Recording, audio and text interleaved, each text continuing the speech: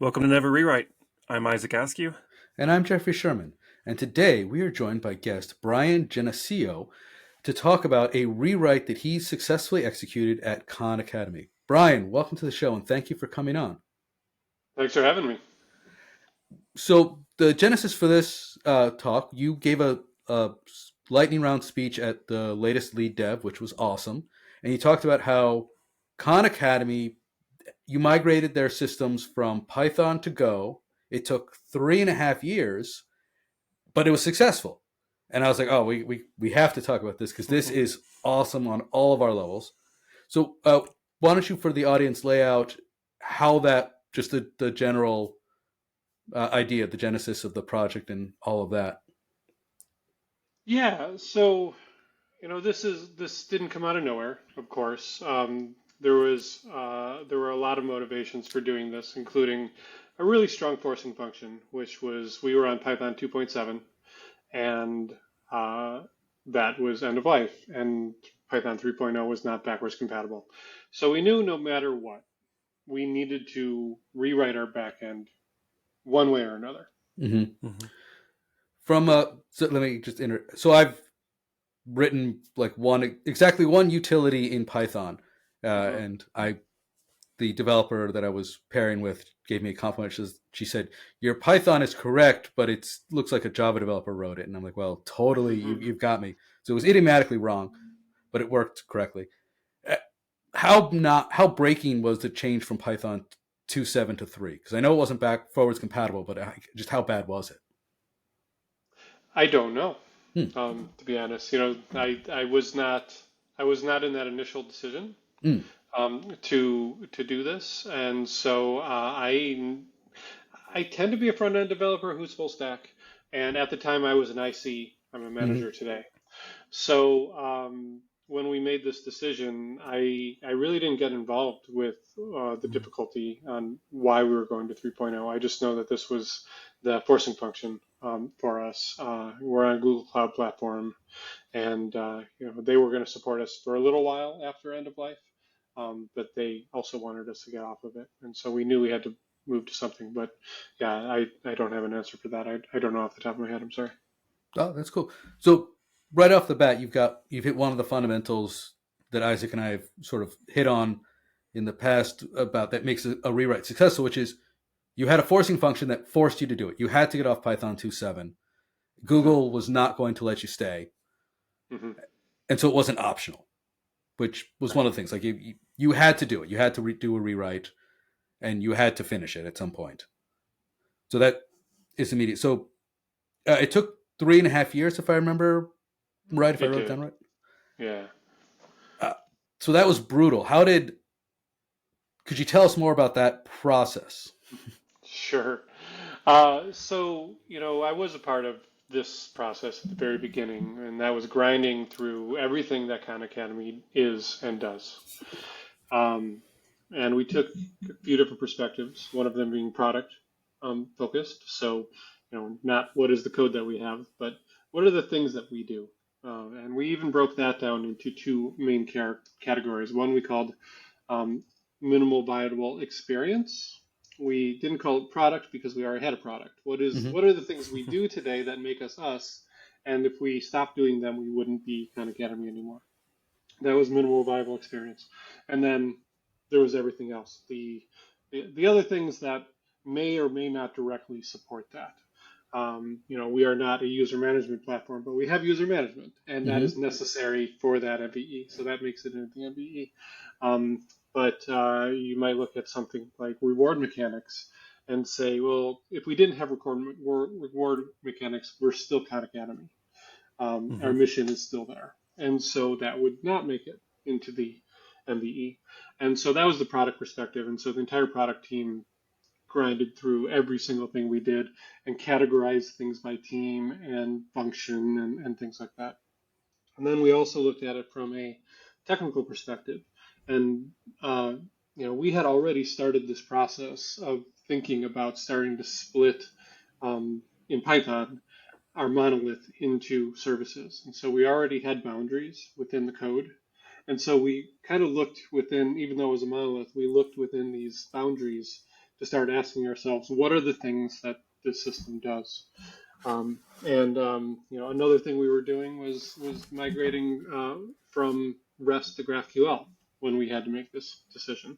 We were about halfway through that process as well. And what we really realized, and this totally makes sense when I started to think about it, is 98% of all code gets executed in the back end via some API Mm-hmm. entry point, whether it be REST or GraphQL or whatever. And so then we started thinking about it from that perspective. Not the code, that's overwhelming. There's a million lines of code there. But here's every single REST endpoint, GraphQL query and mutation that we currently have. Now that doesn't cover everything, but that gets us started. And then we start looking at it. What features do these things support? What is the current traffic? What is the complexity? Tons of spreadsheets. Every team had them, and we really just grinded through every single one of these to figure out, this is in REST, so it needs to move to GraphQL. That's part of this work. This is in GraphQL. It can be ported the way it is. And this is really complicated, and there have been dragons here in the past. This is going to be at a higher estimate for moving it. So we really thought about it as endpoints and entry points to GraphQL from a technical perspective. That's awesome. So how long did it take the minimum viable experience? Did that get finished earlier than the 3.5 years, or was that? Yeah. The minimal viable experience was a little less than 2.5 years. And then we worked on the remaining parts of it the following year plus. And after the minimal viable experience was done, we were able to start freeing up engineers to start working on new features, because we had a rule: no new features in Python. Because of course, if you were to put a new feature in Python, you also then have to port that feature to go. We talked about this last episode too, actually. Yeah. Okay.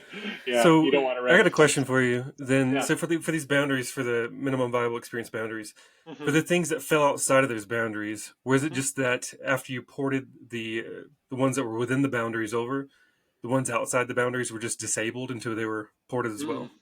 No, they were still in Python. So, we very much adopted a strangler fig pattern here. Mm. And GraphQL made that, basically enabled that for us, because we weren't porting at the feature level, we weren't porting at the object level, we were porting at the field level. Right. It was entirely possible to have user.firstname be in Python and user.lastname be in Go. And so we just moved things over. And so by the time the MVE was over, all of the things that supported the needs of those features were in Go, and all the things that were in what we called endgame, the second phase of this, were still in Python. And then they needed to move over as well. So that is a huge thing that you just pointed out that I want to emphasize and I guess bring up and tease out more. So you had incremental, like you were delivering. You didn't have a 2.5 years where you built the new thing in Go and then flipped the switch and turned it on. You were incrementally, as Isaac and I have come up with the term Theseus shipping, from Theseus, the ship of Theseus, where you've incrementally changed everything in it, but it was always the same Khan Academy. Yeah. We use the analogy probably very similar of saying that we were rebuilding our airplane while we were flying it, bolt by bolt.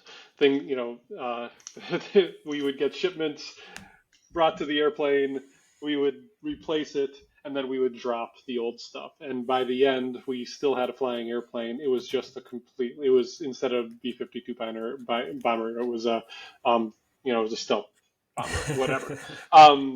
So, that's the analogy we used a lot to try to explain to people what we were doing, but it sounds like it's probably very similar to what you're calling Theseus. Yeah. So could you go in, because the way you described how you were using GraphQL as a strangler fig, it was interesting, and I hadn't heard people doing it that way. So could you tell the audience more about that? Yeah, absolutely. So, in the strangler fig pattern, you have to put a proxy in front that then routes essentially to one or the other version of the thing that you're trying to replace. And that proxy was our GraphQL gateway. We started out with the Apollo gateway, but ultimately ended up writing our own gateway because we were able to do it much faster. Still, though, that's the idea, is that when you make a query to the federated gateway in GraphQL, there's a query planner that figures out which services to send it to, because each service ends up having their own GraphQL schema. It stitches it all together, and then the client doesn't know, but it may be making a request to the user service and the progress service and the content service all in one query. The way that GraphQL works with its nodes and everything. So you automatically get this proxy that is the gateway that sits in front of everything. And what we realized is that we could make a couple directives. These were just custom built directives within GraphQL that allowed the same fields and mutations to exist in more than one service. Because normally you wouldn't be able to do that. You couldn't have username.firstname in the username service and then username.firstname in the admin service, right? Because the schema, the federator wouldn't know what to go to. So we built a system that added directives to these fields that would say, this is currently the one to route to, essentially, and this is the one not to route to.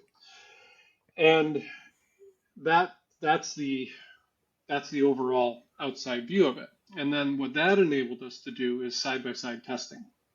So every single field we could move from being routed to Python to actually going to both places.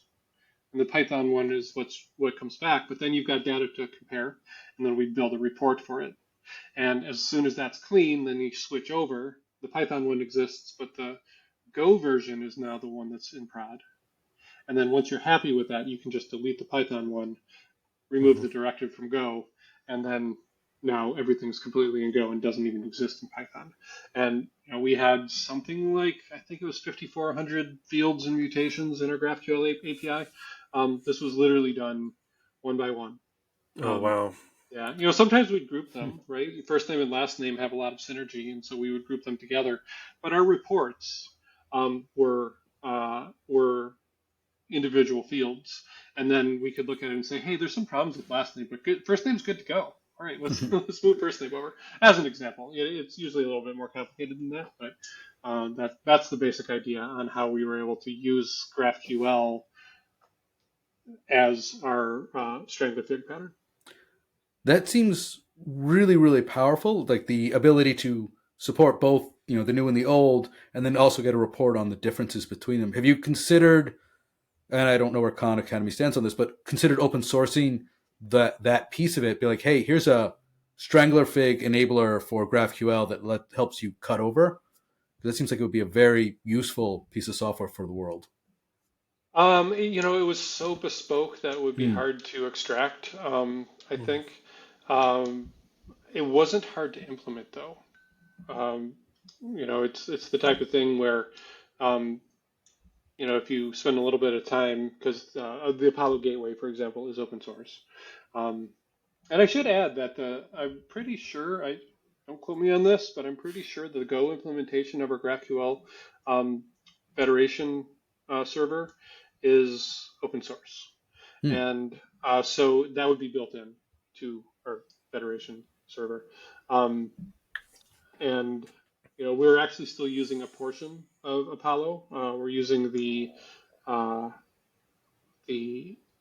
query planner portion, because that's one of the hardest things, figuring out how to route all these things. We use a query planner portion from in Node. It's a separate service. And because this is an internal API, it's highly cacheable. So we just kind of say, here's the query, it gives us the plan, we hold on to the plan until we have a new version of the schema, and then we bust the cache and use it again. So it's not like one of those things where you could just grab the server out of open source and just use it. You'll have to set it up along with a query planner. But I'm pretty sure it is an open source project at this point. We built a couple of different open source GraphQL tooling. I just don't remember which. It's a 100-person organization, so it wasn't my part of the organization. Right. Whenever you started, How long did you think it would take to port everything over? We originally thought it was going to take about 2.5 years, Hmm. um, but and it took 3.5 years total. Um, but that was based on heuristics. Hmm. It's very difficult to estimate how long a project like this is going to take until you Right. start.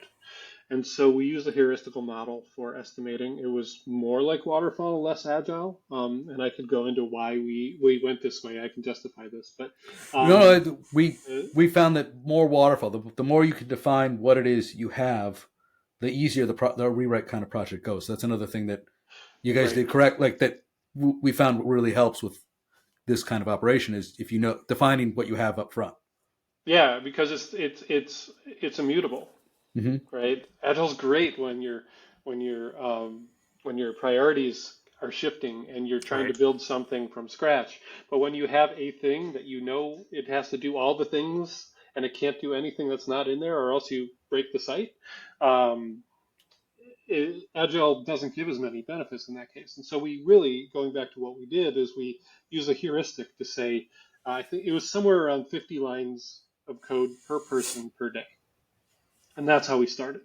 And we created spreadsheets and tools to go figure out, what these things are, and then we could look at it and say, this is how much it's going to take. But anytime you hear a number like 50, you know that it's not accurate because that's clearly a human convenient number to pick. It's not real.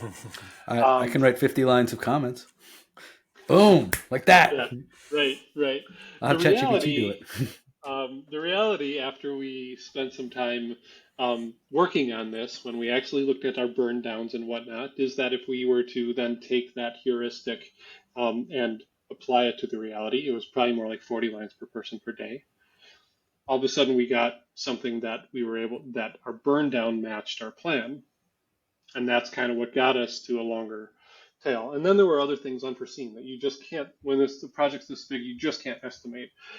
We knew there would be unforeseen things, but we didn't know, for example, that we were going to have to replace the GraphQL gateway because Node.js was just too slow in processing data. When you Hmm. put every request through this one bottleneck, that thing has to be fast, and it turns out it wasn't fast enough for us, and so we had to build our own gateway. We didn't do it because it was fun; we did it because we had to. Um, and with that, you can't plan for that. You can only plan for something like that will happen, right? Right, the unknown unknowns. Exactly, You can't exactly. plan. And so we had padding for that, but we probably didn't have quite enough. So there were some things that had to come up and made the schedule. And if you look at our burn down chart, you'll see these bumps in it, and they usually represent things like that, where we realized the strategy we went with, the actual technical strategy wasn't exactly what we were going to end with. Yeah, I remember from the slides in your presentation, you said you started with 1 million lines, approximately 1 million lines of Python. You want to tell the audience how many lines of Go you ended up with? A little bit more than a million lines ago. Yeah. And they're not, it's not perfect. It's not a perfect comparison, right? Because after 2.5 years, we started building new features in the new system. We also deleted features that we decided we weren't going to port. But even then, deleting features requires an estimation and an effort. You can't just turn the back end off because the front ends Right. start to fail. So you have to synchronize that. There's messaging campaigns when things go away. You have to go find if there's users that are heavily using it and make sure that they hear the message, they see the Right. message. You give them time to get off of their dependency on it, things like that. So, but so some things didn't get ported, new things got added. But in the end, I think the statistic I have was, yeah, I mean, I've got exact lines here, but it was approximately 1 million lines of Python and 1.1 lines of Go when the project finished.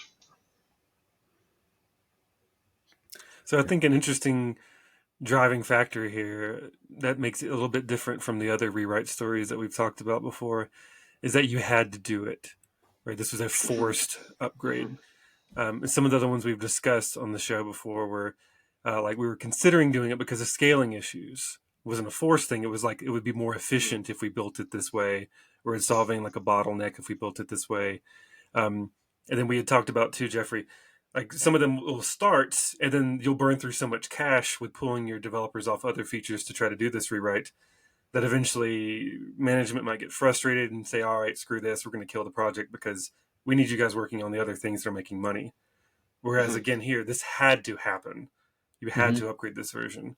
Right. So that's kind of a great driving factor that provides a bit more oomph behind the message, so to speak. Whereas the other ones, you had the option to quit. Yeah, and it would be disingenuous for me to suggest that it had to be done this way, Okay. because we didn't just we could have just gone to Python 3. We could have stayed in this halfway point between Rust and GraphQL. We could have stayed monolith. Um, but these were all things we were currently working on migrating towards, and what we Mm-hmm. didn't want to do is port the system that way. And then there were other things like, we as an organization just found Python wasn't right for us. Over time, Python wasn't the right language for us. We thrive in a statically typed language, and um, also, people will argue with this. I've seen plenty of people arguing this point, but Spaces, goes tabs. but oh yeah, Go is faster. Go is just faster for us than Python. Maybe you can optimize the Python to be as fast as Go, but in general, we found the same code ran an order of magnitude faster in Go than it did in Mm. Python. And when you have Hmm. millions and millions of requests every day, the user doesn't notice the difference that it just ran, that the actual code executed 10 times faster. But our bottom line notices Oh, that for it sure. executed. When you talk about fractional percentages of computing power, and the number of instances that need to be running and things like that, um, we notice a significant drop in our overall operating costs to run our Hmm. instances. Um, Did you and expect that, yeah, or that was yeah, just a happy? we were really hoping for that. Yeah, we were really hoping for that, and all estimations we did up front when we chose Go, because there were other options that we could have picked, including Python 3. But when we chose Go, we one of the things is we said, in for the examples that we had ported, as our just tracers, we found that they executed on the server approximately 10 times faster. Um, and there's all sorts of reasons for that, and again, I've been trolled on the internet, or we've been trolled on the internet for suggesting that, and it's not an argument I want to have. When we looked at our implementations, that's what we Right. It got. doesn't And matter what you can do; it matters what we can do. that's right. Exactly. And and in the end, also static typing was important because Kotlin was another choice for us. For example, we chose to not use Kotlin. There were others in the list. Nice. Um, yeah. So one thing Isaac hit on, and I know was part of your presentation that we Mhm. didn't touch on at all. So the pressure to have new features and that impacting the bottom line. So you had a 2.5 year major freeze followed by a Mhm. year of minor freeze. How Mhm. did that impact your product organization and maybe the company's bottom line, if that's something you can share?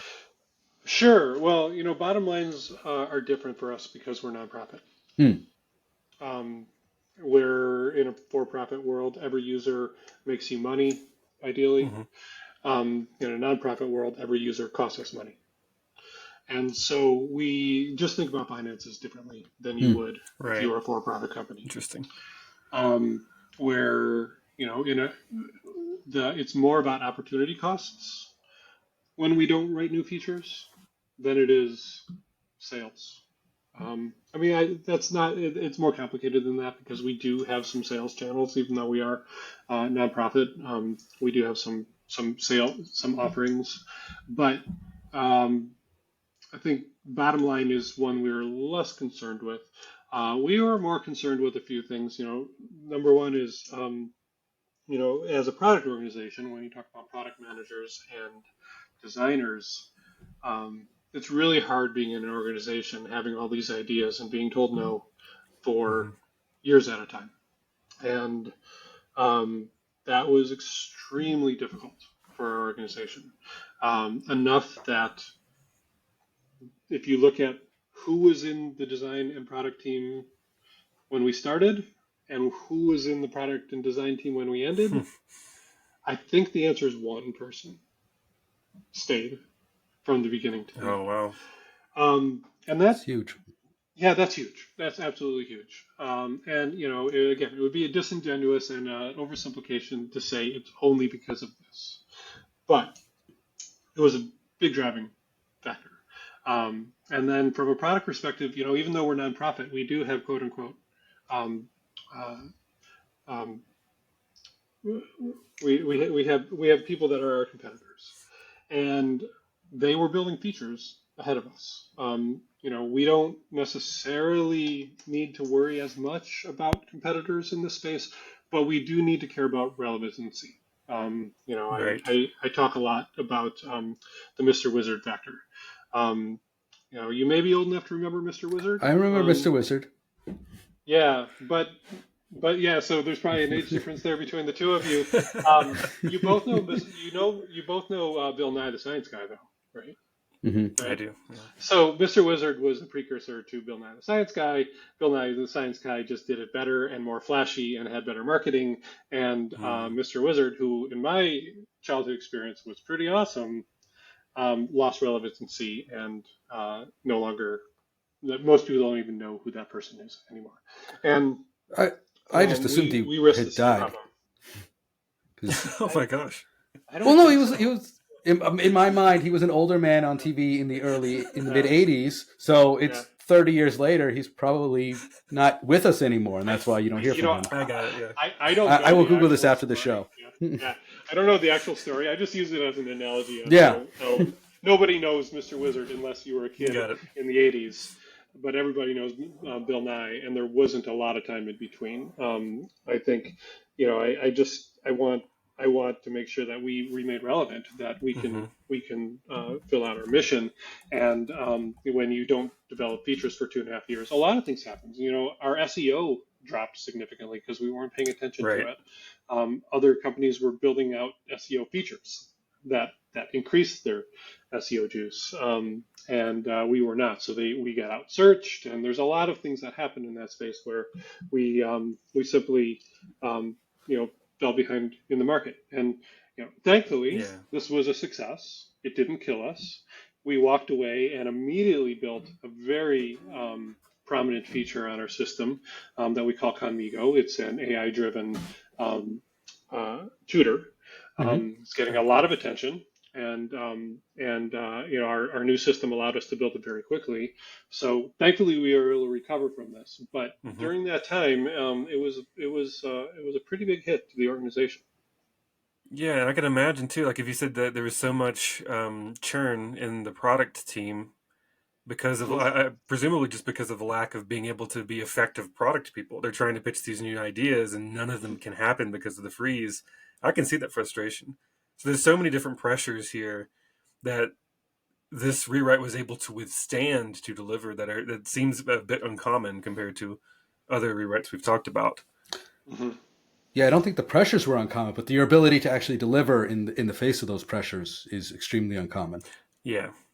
Yeah, because what's also happening during this time is the pandemic, and we tripled our traffic overnight during that time, and that caused its own struggles and difficulty in sometimes deprecating things. We had to think about strategy and things like that. And we're in the middle of a rewrite when that's happening. Hmm. So there's that happening as well. It did change the way that we think about. The entire industry thinks about toolings like Khan Academy, when all of a sudden we really need some offline asynchronous learning tools Hmm. uh, that we didn't need as much before for different forcing functions. So I had one more topic. If you have a little bit more time, uh, Sure. you mentioned at the end. So the one of the big pitches that people always say is, "Oh, we're going to do this rewrite, and then everything we're going to be able to do such good development. It's going to be so fast." And Hmm. then usually that never happens. But it sounds like so you did the rewrite, and um, was the code that you started with okay? You said it wasn't performant enough, but like Hmm. was the Python good code, or was it like, oh man, this terrible code base that we had? And are you guys happy with the Go code and the way it's formatted now? Is it doing all the things that you wanted and hoped? Yeah, I think so. So, on the scale of horrible to excellent, I would say we had bad Python and we now have good Go. So, in some ways we ported some things pretty much verbatim over to Go, and so therefore we have some of the smaller architectural pieces are still the same in Go. Um, that being said, one of the things that slowed us down was lack of tests from two perspectives. One of them is our testing wasn't great, but the other is that testing wasn't great on a dynamic language, and your Mm. compiler is your first line of unit tests in when you lack unit tests, right? And so going to a static language, and then also in the process, we wrote a ton more tests. It's easier to move fast in a world Mm-hmm. where you have much better test coverage than 100%. and then you also have all of the contracts that static types give you come along with that too, and so because of that, yes, we are developing new features significantly faster than we ever did before. It's hard to measure Right. efficiency, but um, but we were able to put out this and bring to market this AI tutor product the day that OpenAI released uh, ChatGPT 4 because it was built on ChatGPT 4. We were partnering with them under the hood. Hmm. We were doing this while we were finishing the port. Um, Wow. in the very end, and we were able to get it done. We did that a month and a half after we finished the port. We put out this um, Wow. the first version of this new feature. So Is the migration done? Like the Python is off, it's not running in production? Totally hmm gone? yeah, totally Nice. gone. It was done. It was done on January 27th. We were able to turn it all off. Excellent. So if I could summarize all of the amazing things you and your team did, seemed like you did correctly, or as we would define it correctly here at Never Rewrite. Uh, you used the strangler fig pattern to do side by side comparison and testing. You did incremental delivery, where you never had a giant work in progress and an untested set of code. You were doing feature by feature, and when you were happy, you cut it over. And so there was not a lot of untested. There was never any real untested, unworked code. You were able to, or you did a huge amount of upfront work defining what the current system was before you started to move it over. And you were able to freeze out any changes so that you didn't have to, you didn't have new work coming in that you had to then port over as well. hmm hmm Yeah, Awesome. that's correct. Am I proving your thesis? Well, our thesis is that rewrites generally don't work, and you should do all of those things that you did instead. Okay. Yeah, And so instead so, of yes, rewrite, you should rewrite. yes. Well, that was the We've feedback come to we this got from the conclusion a few internet times. on the first show. It's like, yes, instead of rewrite, you should rewrite. Well, That's why we came up with terms like thesis shipping, where right, right. I we're love trying it. to use the ship of Theseus metaphor to say, look, it's the Well, exact same yeah, thing. the idea too is that the overwhelming pressure that you face to rewrite, you have to basically have a cosmic alignment of forcing factors, being able to hmm resist product pressures, and all of these things that you've just described to actually deliver, such that we say never rewrite as a catch all for pretty hmm much you should never rewrite unless you have this perfect alignment. And it Sure. just seems like you've had that. Yeah. Yeah, and I would be a fool to claim that this was repeatable, right? Right. It worked. Thank you for saying that. We needed that. Yeah, Yes. no, it worked, and we have a lot of lessons learned, and I'm telling you my hmm lessons learned, the things that went well, the things that didn't go well, etc. hmm But it worked for us at the time that we did it with the people we had and the technology that existed. Um, this could have killed us. Hmm. It was an existential risk for us to do nothing, hmm and it was an existential risk to do something. And so we chose the least risky existential risk. to Got it. to go with. So yeah, Yeah, that's a big point. You basically you're betting the company on this rewrite. right. But doing nothing, we were guaranteeing that.